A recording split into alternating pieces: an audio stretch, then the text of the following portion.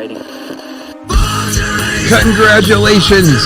You have found WrestleShoot, hosted by the Wild Thing Rob Wilds and the ladies' man Chris Casanova. Combined, we have 40 years of wrestling experience, and we're here to share those experiences, stories, and knowledge with you over the podcast airwaves. We'll be joined by friends of ours from time to time to share their stories and experiences with you as well. So climb aboard the crazy train we call WrestleShoot. We know how to do it, and we do it real well.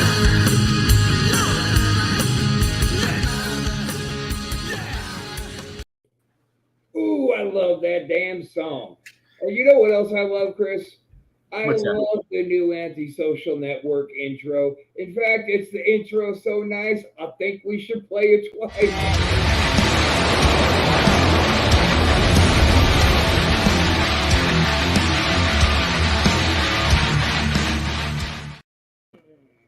Yeah. Oh, man, that just makes the juices flow to your balls. That with the WrestleShoot intro, we're off to a good start. Beats the hell out of the intro for that other network. So, welcome to WrestleShoot. I'm your host, the Wild Thing, Rob Wilds, joined, of course, by Chris. Yep. I mean, a lovely, talented, my hetero life mate, Chris Casanova, like you said, Chris. All right. If you want to do it that way, hang on. Two. Let's do it right.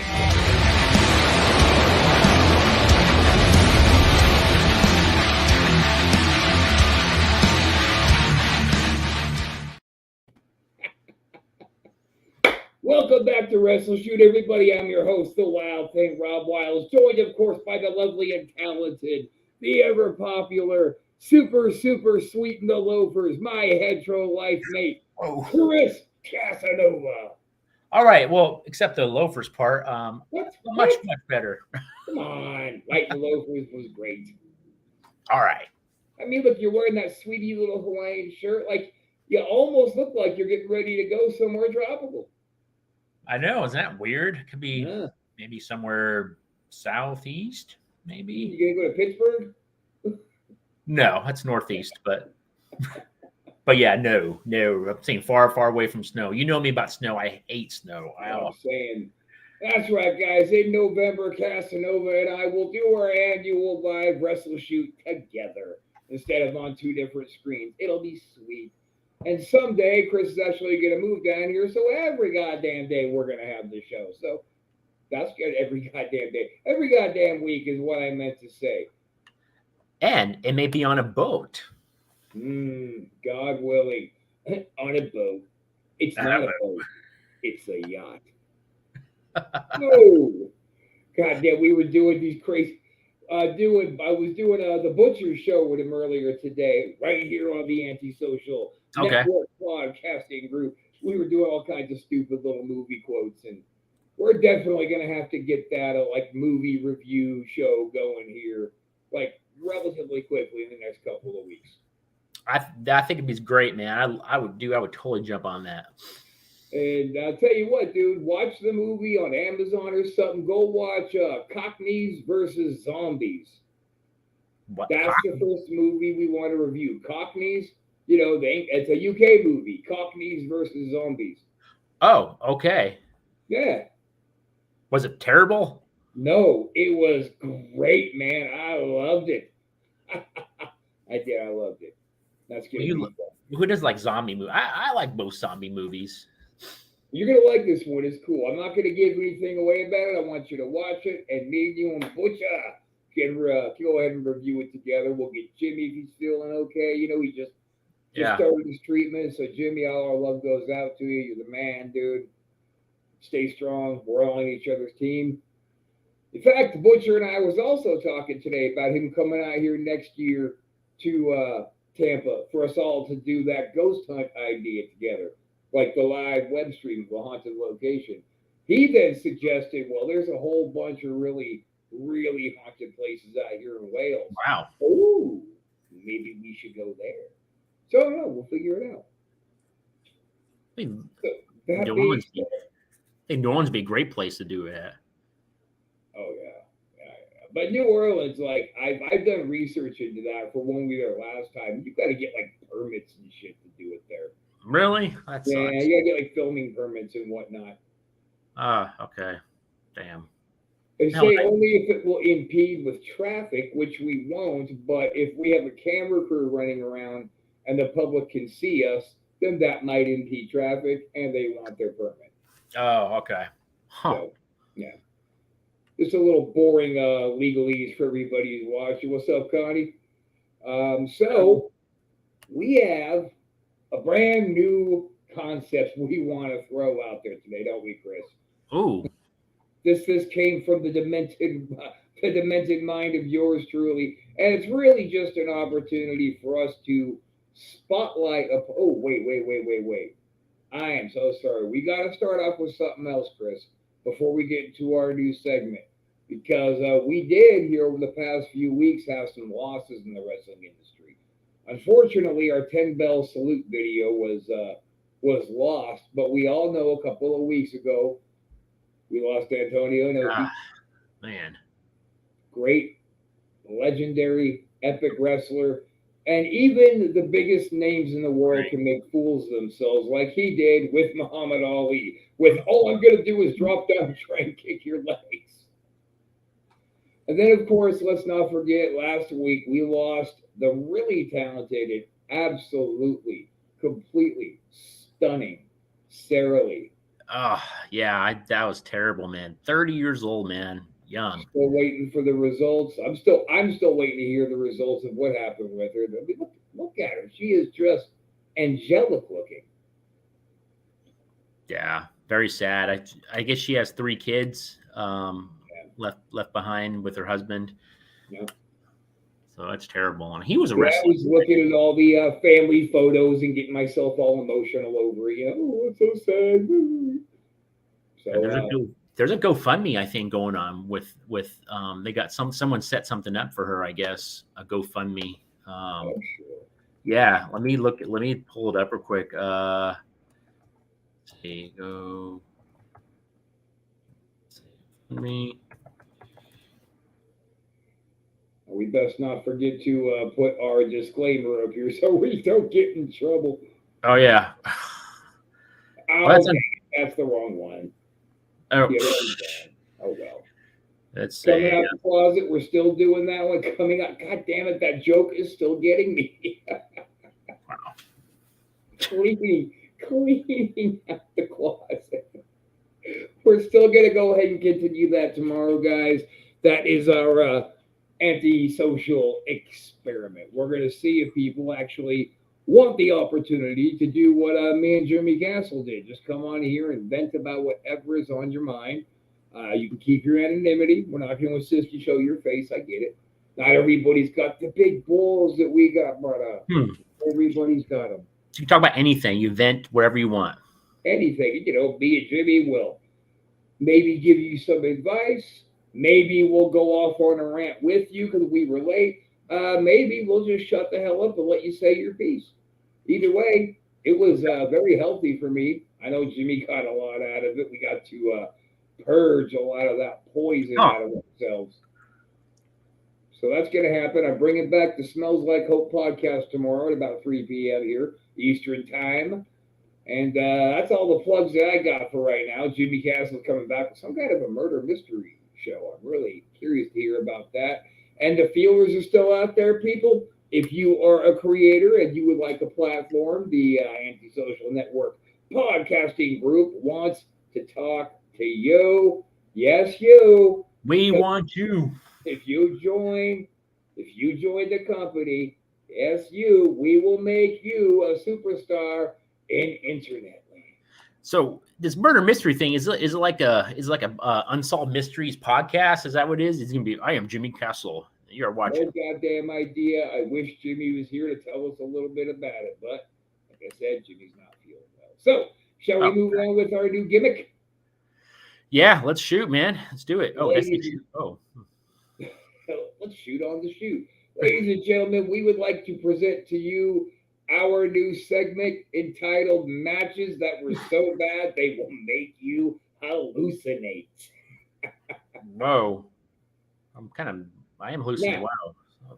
This is going to be a fun segment. Unfortunately, Alan Bolte was going to join us tonight, but he had to reschedule due to some big real estate deal. So go get him, Alan. Go get paid. We have a lot of respect for Alan. Michael Porter used to just rave about him and his skills. So Alan's good people, good announcer, and he'll be a good interview. So moving on, if we are going to sit here and openly bust people's balls for having some atrocious matches, it only seems right that we start with us. Right, Chris? Oh, yeah. And I think I know which one to start with. Yeah, let's go. Get him going, baby. All right. Well, this is my first time ever doing a hardcore match in my career. And I had the pleasure of working with Rob Wilds on a show in Sacramento for HWA. And Run by old Jim Cooley. Jim Cooley. And oh, yeah, this will be fun, Connie, because I'm sure you were there. In fact, she was there. She was there. Yeah, she was there. She's the one who kind of helped put your brains back together. All right, let's see. All right, so anyhow, it was an HWA show, and I never did hardcore ever, and I'll be honest, I was a little nervous because I was always doing the technical wrestling, good solid matches, and this was something that was like very, very foreign to me. So Rob, you can jump in anytime. So go to Rob. That and you were inherently nervous, like most people were. Anybody who's ever seen your boy in a hardcore championship match knew exactly how physical I got with the whole thing. So you were nervous over that too, already walking into it. Not just a hardcore match, but who you were going to go hardcore with. Exactly. Yeah. So getting to it, basically, Rob, you come up to me and you're like, hey, man, it's going to be all good. We got this. Let's go push around the ring a little bit. Let's go over some stuff. And so you and I were pushing around a little bit, and I started to get real comfortable with it. And we had a really, really great match, like, planned out. Like, we had ready to go, yeah. Yeah, we're good to go. I was comfortable. I said, yeah, this is going to be great. So you reassured me. I was like, all right, this is going to work. Well, what do you know? At the last minute, like literally last minute, you're going to get thrown in with Joe Polani. Yeah, old Juggalo Jim Cooley comes right into the ring for some unknown reason, because this hardcore championship match was one of the ones that was used in the advertising campaign, that it was Rob Wilds versus Chris Casanova hardcore championship. It wasn't billed as a sudden three-way match. We even made TV spots focused with parts of it focusing on that match. Yes. So people were there. People there were there with signs about us. Oh, yeah. It was promoted for quite a while. Out of the blue, here comes running Jim Cooley to the ring. And what's he say to you, Chris? Oh, gosh. Well, honestly, I can't remember what he said, man. He just mentioned Joe was going to be in this match. That's kind of all I remember, to be honest. Because after he came running up to a championship match and decided to take a guy who had been through the most rudimentary levels of training and decided to throw him into this match where he said, oh, guys, it's going to be over. Oh, we're going to put Polani, and this three-way is going to be great because Joe just had such a great match with Wilds last week. Now, that was true. It wasn't a great match, but it wasn't a bad match. In fact, old Just-a Dad, Doug Damien, was there that night standing in my corner as I defended the hardcore title against Cotton Eye Joe the week before. Oh, and I don't want to give away the punchline, but a part of that day, I don't remember, to be honest. Yeah, that was a rough night for you. So Joe comes out, and now me and Chris got to take all this great shit that everybody was watching us do. Like usually when you're getting warmed up, and you hop into the ring before the show, it's with a bunch of the boys. So you got to kind of share the space. Exactly. In this case, everybody got the hell out of the ring and gave us some space. And everybody was watching it. People were like, hey, that's going to look good. Oh, shit, that's going to be awesome. Yeah. So we were feeling pretty good about it. Now, old Juggalo We were there for a Cooley had minute. booked, I do know that. We were there for quite a bit working on our shit. yeah, old Juggalo Cooley had himself booked in the main event that night. I think it was with Hoovy or something, like a tag team match, wasn't it? Yeah, yeah. Was it him? Hoovy was. I don't know. I can't remember. Was it Kryptonite? Maybe. Tony Dreamer Something. Yeah, I don't and remember. Hustler. But Oh, yeah, Hoovy was the name in that match. So I get the feeling a little bit like maybe old Mister Hooley thought we were going to scoop up all of this fucking heat, which he should yeah. have known. That's not what we do. We know our place on the card, and we work accordingly. But either way, he came out. He insisted, so we just gave Joe such basic shit to do, like nothing. And it started off with I was gonna be the first one in the ring. No, Pilati was first, and I was gonna come out second, so me and you could work a going to the ring angle with the Juggalos. Yeah, that's So right. we worked that gimmick, and then you get in the ring, and the whole spot was me and Pilati were gonna get nose to nose, start talking some shit. You were gonna lean against the ropes. I was going to poke him in the chest, and on the third one, we were going to lock hands and double clothesline you over the top and get some group baby heat. Yeah, okay, Then I do what remember happened, that spot. Then Dude. what happened? Well, I remember. I don't think he didn't do it. Like you had to do it. No, he fucking started throwing heat on me. We're doing our, and I tapped him, and he's like, oh, punch, That's punch, right. punch. And I'm sitting there standing there like a kind of an idiot for like You what? got your arms over the ropes just waiting for that clothesline. You were literally doing this. Yeah. Did someone clothesline me? Me, yeah, I got pissed and I dipped Pilati. Boom! He hit the ground, and then I went and took you out. I picked him up, sir. You dumb fuck. You better pay attention. I'm going to hurt you real bad. And he didn't pay attention. But he's not the one that I hurt real bad. He ended up hurting you real bad. Oh yeah, yeah, that part kind of it's in and out really, to be honest. But I know I was working on you or something, and he was kind of like behind me, and literally he grabs this chair, and this is all I can remember. Like pretty much from then is he takes it and swings it, literally hits me right in the back of the head, like literally with the wrong side of the chair. Yes, and with the tip part, the hardest part of the chair, like right there. And holy fuck, man! Like I saw stars, like literally, where I was like, didn't know I didn't know where I was at, man, at that point, and I just dropped, man. I dropped down, and then I guess you went after him, started working on him a little bit, and then you jumped on me, I guess, and started working on me, and you got me in the figure four. Is that what happened? Yeah, because I saw you staggering like you were drunk. So Yeah. I took that golf club out and busted it over the back of Joe's back and told him to just stay down for a minute. And I went over on the hardwood floor and gave you the gentlest double leg that has ever been given.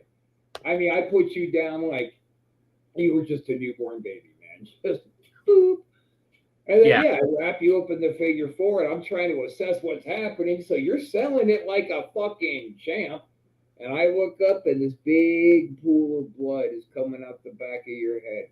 I didn't even know. Yeah. At that point. And you told me, right? I said, holy shit, bro, you're bleeding really bad, dude. You need to roll me over and we can take this home. Because it was bad. It wasn't like, oh, you just did a good gig. That was a bad hard way. And you were losing way too much blood. So I said, you're bleeding really bad, and you fucking did this number. I looked at your hand and went, motherfucker, so roll me over. So you did. We sold that for a minute. I remember that part. Yep. And then when you let me go, you picked up that chair and you started to wail on Cotton Eye Joe like it was a rug that you were beating the dust out of, dude. Oh, dude. I remember that. On the ground and you're wailing on it. He got shorter and shorter every time I hit him, dude. But he was on the ground and you didn't stop. You just kept fucking wailing on him when he was on the ground. So I went over and spun you around and you made eye contact, and then your eyes started to roll back just a little bit. And I went, fuck. And I looked over at Michaels. I said, get him into the ring. And I took the garbage can and I threw it in the ring and I slid in there. I said, we're going home right now. And you said, you're supposed to pin him. I said, he's done, dude. Now, right before I did that, as you beat the shit out of him, I get you pushed back to the ring. I look down at Polani, Yeah. and he is sucking wind, and he's bleeding out of like 4 different parts of his head and face. And he's like, oh, I can't do anymore, Rob. I said, you dumb motherfucker. And I kicked him in the ribs really hard. Oh yeah, yeah. And yes, Connie, I'm surprised I didn't die. I was fucking hot. So I get you in the ring and I fucking give you that really. I mean, I remember I used to have the video and that little wild driver I gave you. You'd never seen me ever do that so gingerly on anybody. I don't even remember I that just part. kind of laid down with you. I don't remember it. That part I don't remember. Like literally, I remember the chair shots when I'm hitting them in the ground, and that's pretty much it. I don't remember even getting back in the ring or even like leaving. Like seriously, and I think the part I remember. Well, finish the story, but yeah, I don't remember any of that. Well, that's the end of the story. It's like we got that 3 count, and I stand up and I grab the belt, and I just looked in the locker room. And I just, come on, come on. So the guys started coming out to make sure that you were okay. Connie came out, make sure you was okay, and they kind of carried you to the back because you were like Connie said, "What's your name?" And you just went, "Huh?" Like, okay, let's get him the fuck out of here. Yeah. Wow. And yeah, dude, he cracked you. I mean, first of all, you don't ever hit somebody in the head with anything that hard. But if you do it correctly. yes, there's steps and ways to do that. And wow, I didn't know he went to the ER as well. Well, I know I did that night. But no, he didn't go till after the show. He tried to sit around like a tough guy after you left, and then I had that argument with Cooley in the back, and he tried to make like that was all my fault that had happened instead of his brilliant fucking booking. So I remember, and then Pawnee was following me around like a puppy all night, and I was like, dude, just have a seat, man. But I mean, she did the butterfly stitch on you and sent you to the hospital. She treated him like a hospital triage unit, real sloppy, just didn't give it down, like a field medic. Just stop the bleeding and go fuck yourself. Yeah, yeah. Well, I got staples. I got 7 staples in the back of my head. Yeah, and that was a lot of fun. Had some actually, and I was dating a girl at the time, and we had some fun after that. She took care of me later, but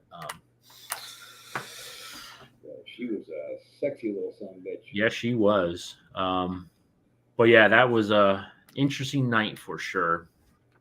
So yeah, people say pro wrestling's fake. Yeah, to a certain degree, it's worked out, and it's none of it's fake. It's supposed to be a work. None of it's fake. None of it's fake. But take a fucking bump. Take a bump in a real ring, just one. Let me body slam you like a worker, not like I wouldn't pick you up and dip you hard. Let me body slam you once, and then we can have a conversation on the air about how fucking fake it is. Yeah, exactly. Yeah. Yeah, people say, it's a, yeah, well, look at my head, look at my elbow, look at my back. I mean, there's tons of injuries I have, and yeah, it's from wrestling, guys. So yeah, I've taken that one step forward in the match with Doug Damien when I was taking the belt back from him so he could go ahead and retire. I took one step out and bam, my knee buckled and I was done. So he finished the match with me on a blown knee just because, the show must go on. So that's how fucking fake it is. What was that? Was that the bleacher bump? No. That was when Doug took the belt off me. Okay. Doug, I mentioned the bleacher bump again. I know everybody's so proud of that. Thank you. Rob just launching. You're getting launched. Just airborne. You could almost hear like that Looney Tunes sound effect. The classic bleacher bump. Love it. I took that step out, and we all were working the fact that, Doug blew his shoulder because he really legit did blow his shoulder. Yeah. And I had really just legit blown my knee, so we only did like 8 minutes. But on a dude with a bad wing and a dude with a bad leg, that 5 minutes went really fucking well. Yeah, he remembers. That went really well. And then it worked out too that I happened to blow my knee because now we have the opportunity to put Doug Right. out on babyface terms. So it all went really well. I was pretty happy with it. Well, it always works out in the end somehow, right? I mean, it works out whether it's good or bad. That's how it worked out. So yeah, Yeah. everything worked I out. mean, So there is an ending. I feel like that was a great jumping off point. And you know what I would like to cite, Chris? I would like to cite our second worst match that we ever had, individually, together, anything. That was that Pittsburgh thing when my shoulder was still blown out and like an asshole, I still tried to work. Oh yeah. Yeah, That's right. That was the last time. Well, that's really the last time you and I worked. But yeah. isn't that weird? So let's go back a little bit. So that first match we ever had together was the hardcore match. That sucked. That's Our last match sucked, but everything else in between we worked because we worked each other quite a bit. Was all good. Like it was all good. It was weird. Everybody wanted to book it, dude. Me and you, we flowed really well, you know, and it helps too when like you're working your best friend because like if we put me and you and Doug in the ring together, we would just fucking destroy each other because we could all come at it that hard, and who gives a shit? It's work, you know. We're just working here, so we would beat the ever loving hell out of each other every time we worked, but we still walked away from it fine. Went out for a beer, went home. Went wrestled again the next night. Sure, absolutely. There's no hard feelings. So anyway, that was us throwing our necks there on the block and just showing that we are not above our own bits. Well, I think it was a great one to open up with. Might as well throw our shit out there first. So do you want to move on to another atrocious match, or you want to save it? I mean, we still got 30 minutes. Let's roll with it. Do you have one in mind? Oh God, yes. The Ultimate Warrior versus Hercules. The worst. The worst when they did the broken chain thing. The worst match I have ever seen in my entire life. We all know Ultimate Warrior was the drizzle and shits in that ring. We just know it. Hercules, for a big guy, was a solid worker. And I remember talking to Honky one time, and he was making the joke about when he was wrestling Warrior, and he goes, you know something, Robbie? If you want to know what it's like to work the guy, you ask the guy who worked him last. So I went to Herc and I said, what's it like working Warrior? And he said, Honky, you don't want to get out of bed when you know what you have to go do tonight. Was it Herc saying something like, I'm just trying to keep him off of me? Trying to keep him off me. Yeah. That's because Warrior was just this big, sloppy, flailing. You know what he was? He was a monkey. He was watching a gorilla run across his cage. Like, yeah, he just had nothing to him. He was like the real life George Steele, except George was a good wrestler. Right. Right. Gosh. Well, they had that one match. It might have been a WrestleMania or something. I don't know. Because they carried the feud on for a bit, and I understood the feud. Like it worked, but man, it was just like, I don't want to put saying Herc was a boulder, but yeah, he just, like two people hitting each other as hard as they can. The immovable force meets the irresistible gimmick. I don't know, whatever it is.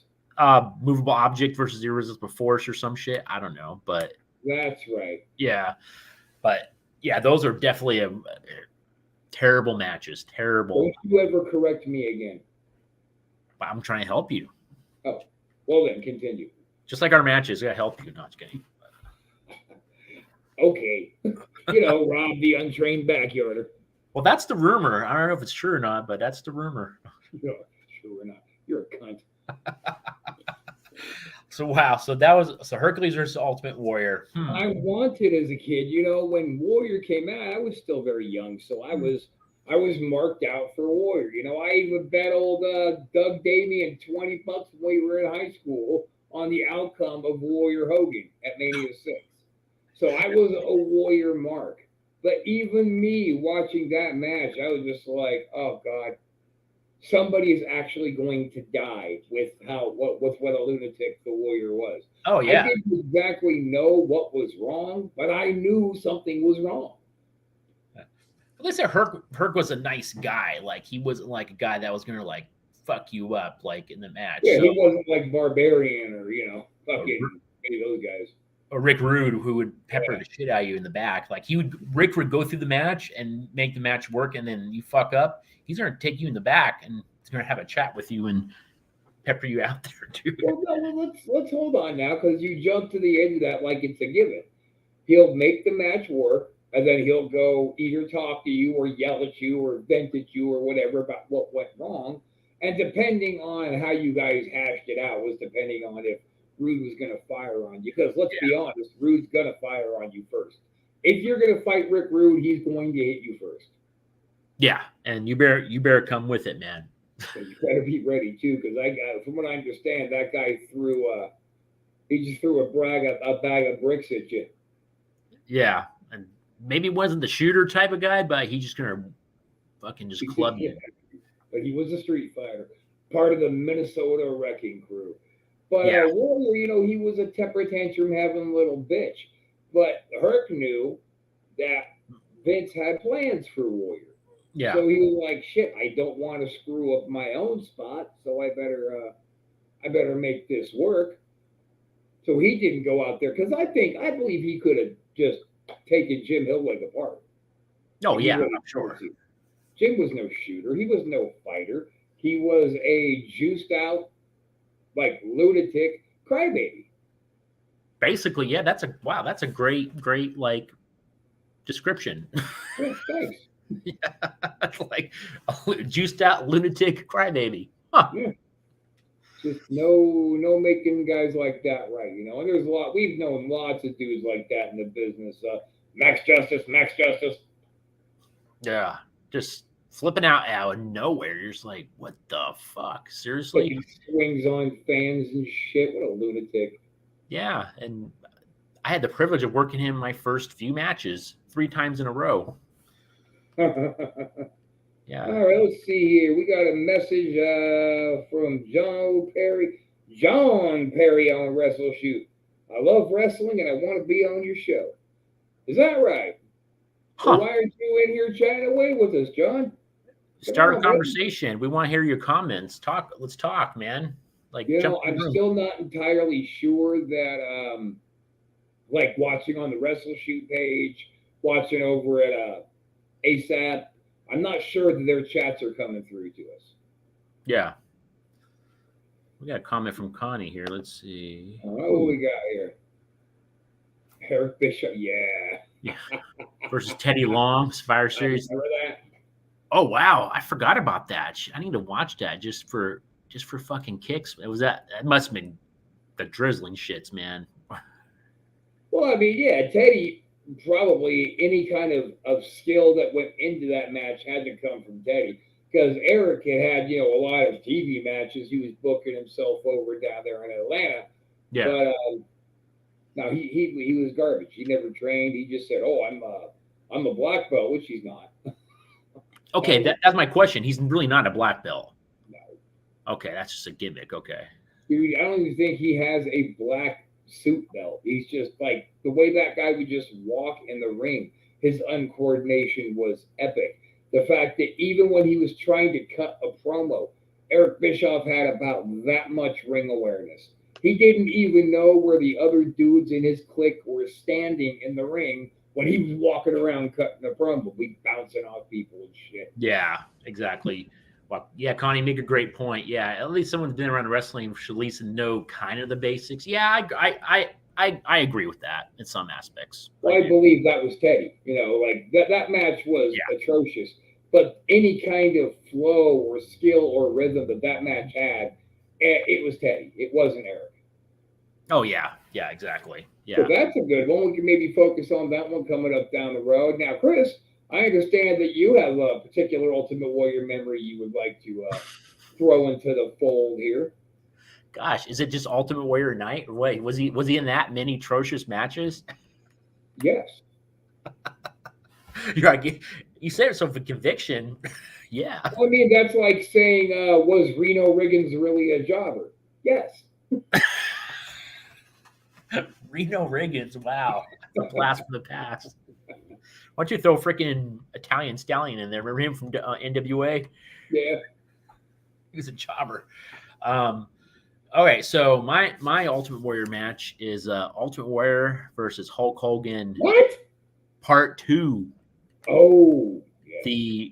The atrocious, terrible, god awful, drizzling shits match between those two. It's like the match, they just were there. It was just like for a payday. Like nobody was trying. They just didn't care. Didn't they light up the little fireball thing or something, and it went out, right? Yeah. But the Warrior still sold it. It's like, holy crap. But then again, you know what? Speaking of horrible epic matches, I would like to cite your boy Rob Wiles back when he was still the Black Diamond and Doug Damien tag teaming up against what was it? The Ultimate Experience at Big Money Bill Monroe. And what I would like to cite was I picked up a garbage can. Mm-hmm. Doug had a hold of Bill Monroe, and I was gonna go to hit Bill. He was gonna move. I was gonna pepper Doug. Yeah. And I completely fucking missed Doug's head. But Doug still fucking sold it and bumped it. So that had just that was the one that broke the camel's back for the Hustler. He hopped right. He hopped in that ring like we owed him money and took that garbage can to both of us. We just took the pin just to get the hell out of it because the entire match was garbage. Yeah. Garbage. Jeez. And you could tell everybody in there was trying so hard to salvage this shit, but that's just four dudes that just shouldn't have been working together. None of us, like, we know that, you know, Ivan and Bill didn't like me. I didn't like Dan. There was a lot of aggression. We were all still pretty young in the business. It was pretty embarrassing. Yeah. Jeez. Wow. Hey, you know what? I mean, it happens. It does. I mean, that's all. God damn it. Shit happens, man. It's great memories, right? Speaking of old Roxy Red, you know, I've been talking to him a couple of days ago, and we're going to have us a WrestleShoot Halloween special, right? We're still going to do that? Yeah, but I know you mentioned it like one while back, just talking about it. Let's see here. The lead corner tapped and made us. Oh, did it tap you? The sound in my head. Oh, okay. I thought I totally missed you. So, okay, I made a little contact, but still. We all got, oh, not we all, me and Doug got fucking teared up pretty good with that trash can. But anyway, Halloween show we're going to have. I'd like to do it the day before Halloween. We're going to have old Doug Damien join us because old Dougster and myself, man, we was ghost hunters back before it was anything, man. Back before people were making, you know, their video cameras and their internet shows and whatnot. We were just the two of us chasing down cemeteries that we heard was haunted, and we experienced a lot. Huh. Yeah, where we grew up was very paranormally heavy. We did a lot. A lot. Were you like the New Age Ghostbusters? No, we weren't trying to bust anything. As if anybody was getting busted, it was me, because there was one time I'm going to tell that I got the absolute shit beat out of me by somebody that wasn't there. Oh, okay. Yeah, Doug took a little bit of that abuse too. It was we're going to get into that come Halloween. Yes, let's get Satanic to come on and tell a story. So if you guys have some ghost stories, man, and you want to come on and just bullshit, we'll call it we call it a wrestle ghost. Huh. I think I may have one as well, actually. There you go. Now talk about it. Back in my my retail days, so that would be a fun story to talk about. Yeah. So yeah. So let's go ahead and put that one to bed. I was telling Butcher earlier on his show how much you in particular disliked the Young Bucks. We were just going off on how I used to call them Tweedledee and Tweedledum and Tweedledummer. Yeah. Oh, hey, look, Doug's got AIDS. Ah, visual aids. Oh, okay. Doug got AIDS. Good for you, Doug. Just go out there and say it. Yeah, just put it out there, man. Yeah. So yeah, we were making fun of that. I remember when you told one of those two faggots when they were sitting in the locker room talking about how great they were, and you said, "Man, you guys aren't even half as good as the Ballards." And you remember how much that fucked them up in the head? How much they couldn't handle hearing that? Yeah, they were like kind of traumatized, man. That's their egos, man. But you weren't lying. Those guys are spot machines, and the Ballards were a great goddamn all psychology, fantastic tag team. And the young fucks were just that. They were just young little fucks back then. Yeah, I mean they're kind of. I mean, in some aspects, I guess for the first minute or so, yeah, okay, you appreciate their athletic ability and just spots. But after a while, it just wears out. After a while, you're like, okay. They just rubbed you wrong from get. Like as soon as we were introduced to them, you just didn't like them. I just don't vibe with people like that. I just don't. Yeah. And it's just not gonna it's not gonna get better. It's just not going to. So it's But just I was telling them that those guys' ego is so fragile that if we ran into them today, I'll bet you they would be like, "Oh, what do you think of us now?" And I'll bet you if you said you're still not as good as the Ballards, they would fall into a depression. oh yeah. I meant it too. I mean, it's not like I was just trying to be fucking funny or cute. Like no, Well, I they meant always try to run Shane and Shane down for some reason. Like they had a particular hard on against those guys. Two of the nicest people in the business, great tacticians, great psychology, and these young bucks were just very threatened by them.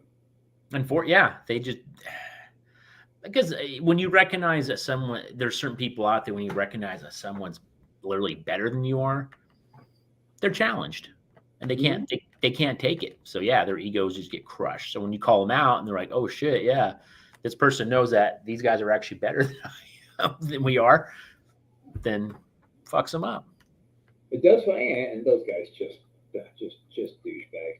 It's amazing how many douchebags there really are. You know, people people who are more interested with, ooh, well, how am I going to get all my shit in and get myself over and fuck the show, fuck my place on the show. It's all about me. It's just every year that seems to get more and more the case. Yeah, and what they're realizing they just hurt themselves by doing that. Seriously, they do. They ultimately do. In the long run, they will hurt themselves because But people. then, with 5,000 of those guys out there, they all look at the young fucks and say, oh, well, look, these guys, they did it. So, look, they're an example. Just do it your own way. Okay, so 1 out of 5,000, you think your odds are you're going to be the next douchebag on TV? No, they've got all the douchebaggery section used for their area. They were just in the right place, right time. They made it. They made it to AEW Ring of Honor. They've been to the dance, man. I will give them that. But They were on TNA, not Ring of Honor. was it TNA? I thought it was Ring of Oh, whatever. TNA. That was Adam and Luster who went over to Ring of Honor for a while, which I can't believe never ended up on TNA. And they're retired. Well, I guess Adams apparently retired. Yeah. No more Reno scum. That's too bad. I wish we could have put that together with us and them. Oh yeah. Well, we get to have them on our shows. God, we actually had them with our last year UWA. Was it last year or so? Oh yeah. We booked them a lot in the last year. Yeah. Yeah. But we got over all that stupid, petty, he said, she said bullshit we were all going through. I mean, and he really wasn't anything more than me vocalizing what a cunt Brian Bridger, their trainer, is. Yeah. That And, was. he kind of took that on himself. Yeah. Well, he said, "I'll show you where your cancer is." And he never did. He did a whole lot of this and didn't have even a single nut hair to show up and face up with me. Yeah. I told him I'll come to you. Oh yeah, great, come up here, bro. We'll get a burger and talk it out. I'm not coming up for a burger. I'm coming up to beat 500 pounds off you. What are you talking about? Have a burger and talk about it. No, fuck that. I can get a burger anywhere, dude. Yeah, fat doink. I'm gonna go up to Reno for that. Get the fuck out of here. Whoa, the meaning, the sit down, like the Godfather, right? Yeah. I did.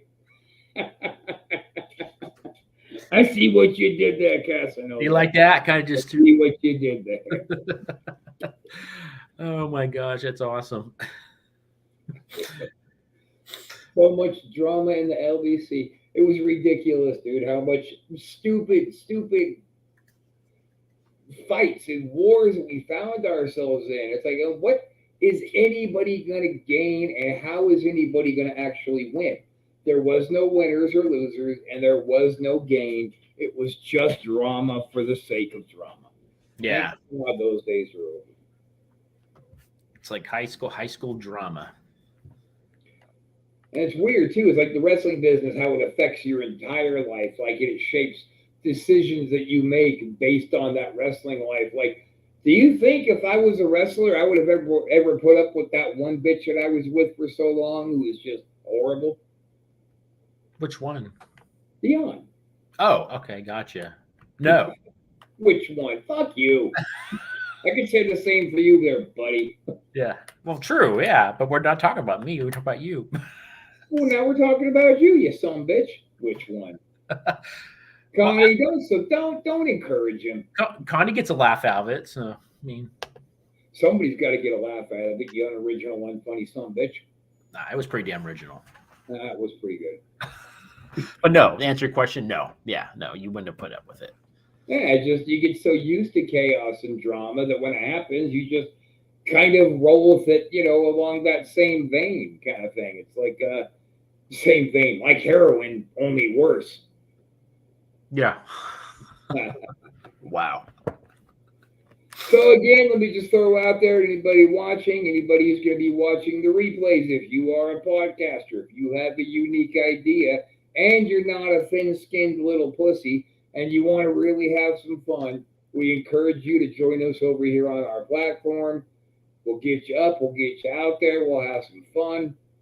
We're going to grow this brand just like we grew that other brand, that as soon as we left, that other brand fell to shit. Wow. Am I wrong? I mean, No. I'm not just making this up. Not wrong at all. No, it went to hell and it kind of stayed in hell. Wrestling is addiction for sure. Like I've tried to kick this business a few times, but here I am watching this nonsense. Hey, fuck you, chick. This isn't nonsense. This is riveting, entertaining stuff. Yeah. Very educational. Yeah. We're doing a... So, fuck it, never mind. I saw it going somewhere and it didn't. So It is nonsense. What do you want? the attempt was there. Yeah. Get the hell out of here. So we're working on getting a new date and time set with Alan Bolte. I've got a couple other indie people we're going to be bringing on here. Still trying to work it out with Preston. But now that he's broke into Hollywood, old Preston Steele's making something of himself. Is he actually in Hollywood now? He's been making movies for the last couple of years, yeah. Really? Good for him, dude. Yeah. Well, he told me, you should go do that too. Go to this website. And I was like, okay. What the hell am I going to find time to go try and do a movie? But I still think that sooner or later we are going to find that funding to do our vampire pro wrestler movie idea. Ooh, that's gonna be great. Yeah, it'll be fun. Fun. Somebody actually said, you can't get into the film festivals if they're over 30 minutes long. So, like, you should take this movie and break it up into sections, and you guys can go online and sell it in 30-minute segments. Sell it sounds great. Let's finally actually make a buck. That would be awesome. Yes. We deserve it, damn it. So, we got we're getting the shows, the programming rolling up. We got the Butcher who's trying to help bring us on some other UK talents. We're working on getting some US talent. I've reached out to a couple people from India who do podcasts. We'll put them on. It's going to be awesome, man. We're going to make this thing just kind of a fuck you situation. If you don't like it, turn it off. Yes, exactly. And we gotta get. Never mind. I'm not gonna say it. I'm not gonna say What? anything that What are I you know. saying? What? It's about ye who will we will not speak. Okay, you gotta look that. Yeah, we gotta. We're not talking. The names aren't getting mentioned, right? It jumped into my head and I stopped it. And you guys, you and Connie, Doug, y'all can back me up on the fact that I'm able to stop it before it comes out. That's a huge step forward for me. You're growing, man. That's improvement, man. Yeah, Rob being able to keep something stupid inside, that's a new thing. Yeah. He's growing up, guys, ladies and gentlemen. Well, it did take drug addiction, incarceration, and then finally pull my head on my ass, and it all started working. Yeah, that's right. That's growth. So we'll have a schedule announced pretty soon here of our upcoming guests for WrestleShoot. We're going to get the skeleton programming schedule we have for this network. We're going to get something we're actually going to post here in the next couple of weeks. Just trying to arrange a couple of shows, but do not hesitate to shoot us over an email at the Antisocial Network 22, Antisocial Network 22 at gmail.com. Shoot me over a private message, Rob Wiles. You already know. What? Not you. I don't care what you know. I wasn't here. No. Me? What were your people? Don't make me do the voice, Chris. I haven't heard about because it sounds like the other he who we are trying not to name, which I know he's always watching the same show. I don't. Yeah. Nope. Not gonna bring his name up. Nope. But, we don't bring his name up. We know eventually he'll bring himself up. So let's just take whatever piece we can get in the meantime. And before we go, let me just go ahead and give one more big shout out to you, Paul Roma, you fucking bitch. It's going to happen one day, Jack. Me and you. It's going to happen. It happened with Jimmy Snuka. Remember, Chris, when I told you right when the beef started, I'm gonna have to whoop Snuka's ass. What happened, baby? We whooped Snuka's ass. Yep. And TK was looking up at the lights. Yeah, well, TK was just unfortunate blowback. He was just a casualty of war. Yep. Snuka got a little bit too loud. We smacked him the fuck around. We smacked Tanya Kid the fuck around. That's how that really happened, right? Oh, absolutely. Yeah. Yeah, that's how that went down. All I remember is our hands were raised. That's right. We went home with the W, and son of a bitch. Chris, you did that, right? Chris, No, did you do that? Oh, I do. I did not do that. I don't know what's going on. Oh man. And that's the exact car, man. That's the car they left on your window? Yeah, it looks just like it. Yeah. No, he didn't. Apparently, he thought much higher of you than me. He left me a Joker playing card that just had a company name on it with a J in the corner. I'm like, really? Did he run out of money? What the hell happened?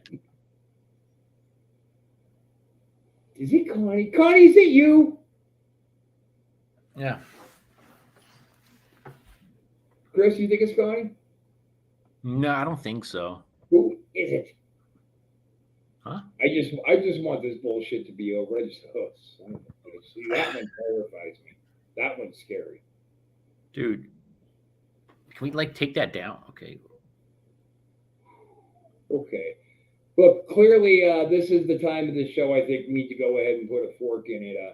When he starts popping in, all kinds of crap starts going wrong and videos start playing. In fact, you know what? This one's for Joker. No one wants your opinion.